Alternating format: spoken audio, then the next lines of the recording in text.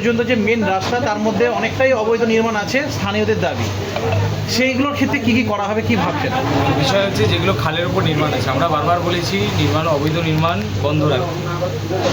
যেগুলো আগে হয়েছিল কিন্তু নতুন ক্ষেত্রে আবার দেখা যাচ্ছে খালগুলোকে সম্পূর্ণ বুঝিয়ে ফেলা হচ্ছে। অলরেডি এখনও অনন্তনগরে দুটো নির্মাণ হচ্ছে, যেগুলোকে আমরা কয়েকদিনের মধ্যে ভাঙবো। রাধাবল্লভপুরের কাছে বেশ কয়েকটা নির্মাণ হচ্ছে, সেগুলোকে আমরা ভাঙার চেষ্টা করব। বাকি অন্যান্য জায়গায় যেগুলো নির্মাণ খালের ওপরে যেগুলো নির্মাণ হচ্ছে, খালটাকে বুঝিয়ে দিয়ে যে নির্মাণগুলো হয়েছে সেই নির্মাণগুলোকে পিডব্লিউডিকে দিয়ে আমরা ভাঙবো।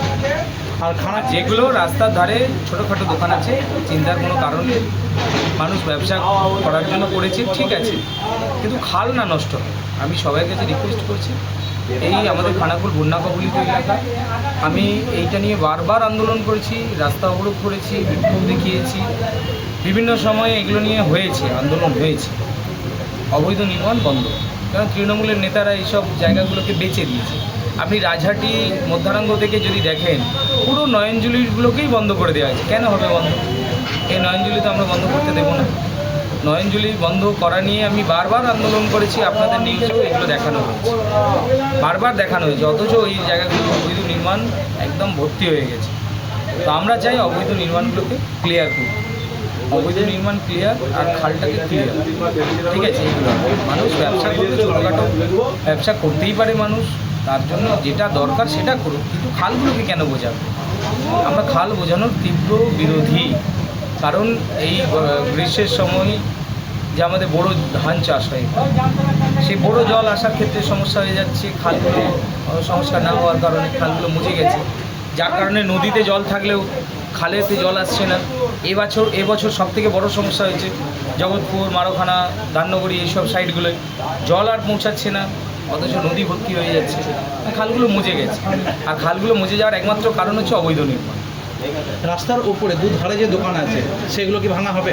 দেখুন, এইগুলো পিডব্লিউডি পরবর্তী সময় যখন রাস্তা বড় হবে তখন নিশ্চিতভাবে এগুলো নিয়ে তখন পদক্ষেপ নেবে, কিন্তু আমাদের প্রধান লক্ষ্য হচ্ছে খালগুলোকে সংস্কার করা, খালগুলোকে মুজে যাওয়া খালগুলোকে সংস্কার করা। তার জন্য খালের উপরে যে নির্মাণগুলো হয়েছে, নতুন যে নির্মাণগুলো হয়েছে, পুরানো নির্মাণ কেউ খালের উপরে করেনি, নতুন যেগুলো হয়েছে সেগুলো খালের উপরে, সেগুলোকে মায়াপুর থেকে গড়েঘাট পর্যন্ত রাস্তা কি চওড়া হবে?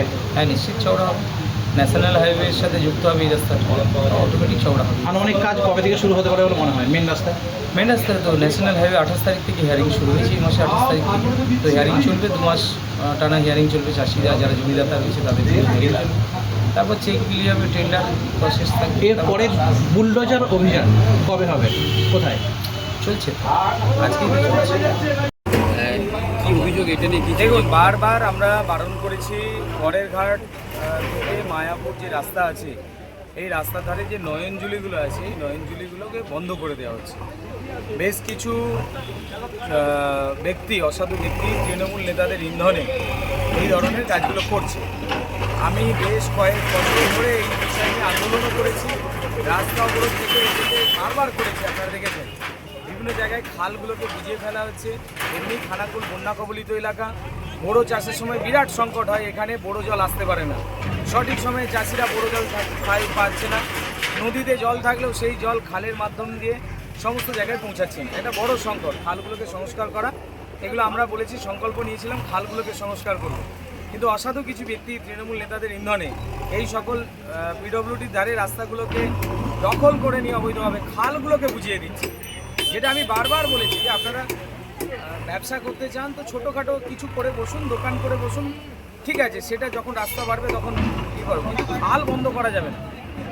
বড় অট্টালিকা বানিয়ে সরকারি জায়গা দখল করে চলবে, সরকারকে ট্যাক্স ফাঁকি দেবে, সরকারের সব কিছু লুট করবে, এটা হতে পারে না।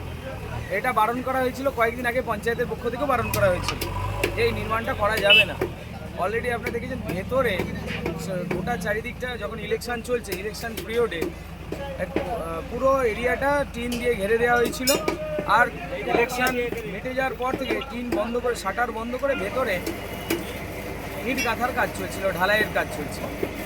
তো বারবার বারণ করা সত্ত্বেও যারা কথা না শোনে, তখন বাধ্য হয়ে আমাদের পঞ্চায়েতের পক্ষ থেকে আমি নিজে আছি, এখন দাঁড়িয়ে আছি, তো এটাকে ভাঙার কাজ চলছে, কারণ খাল বোঝানো যাবে না, খাল চাষিদের জন্য সুরক্ষিত রাখবে।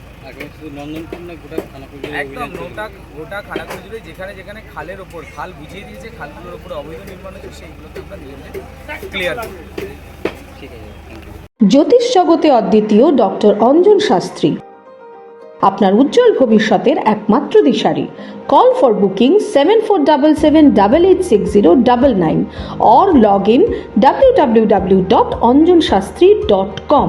ডাউনলোড করুন আমাদের exclusive mobile app Astro Anjan.